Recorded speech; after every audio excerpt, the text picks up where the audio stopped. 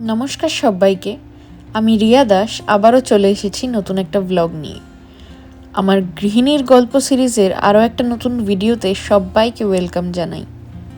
তোমরা সবাই কেমন আছো? আমি তো খুব ভালো আছি। তোমরা কে কেমন আছো অবশ্যই কমেন্টে জানিও, আর কে কে কোথা থেকে আমার ভিডিও দেখছো তা কিন্তু অবশ্যই কমেন্ট করতে ভুলো না। তোমাদের সবার কমেন্টস আমি পড়ি, আর তোমাদের সবার কমেন্টস পড়তে আমার খুব ভালো লাগে। রোজকার ব্যস্ত সংসারের জীবনের থেকে আজকে একটু ছুটি।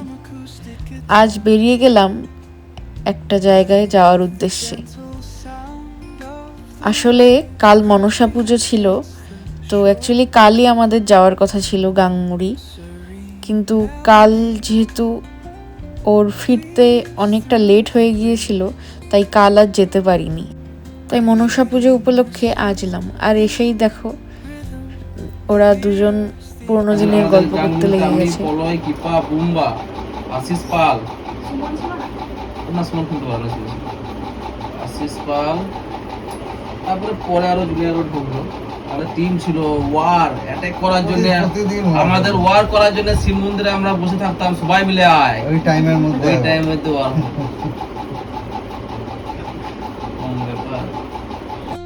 আমিও শুনছিলাম কি কি পুরোনো দিনের গল্প, তো সেগুলো শুনতে শুনতেই দুপুর গড়িয়ে গেল, আর তারপর খাবার জন্য ডাক পড়লো। আর মনসা পুজোর পরের দিন এখানে খুব স্পেশাল আইটেম হয়, সেটা হচ্ছে বলির পাঁঠার মাংস, আর এটা সম্পূর্ণ পেঁয়াজ রসুন ছাড়া হয়।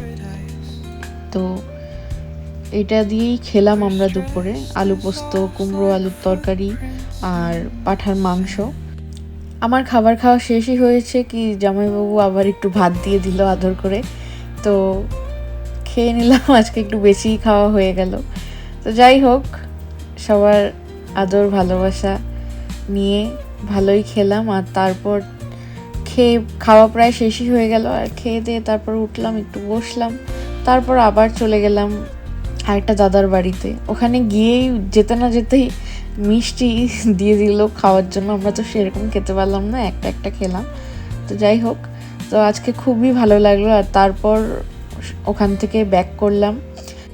সবাই আমাদের থাকতে বলছিল, কিন্তু আমরা না থেকে চলে এলাম, কারণ কুটুকে ওর ঠাকুমার কাছে রেখে এসেছি।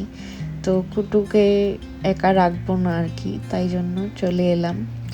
তো কেমন লাগলো আজকের ব্লগটা তোমরা অবশ্যই জানিও।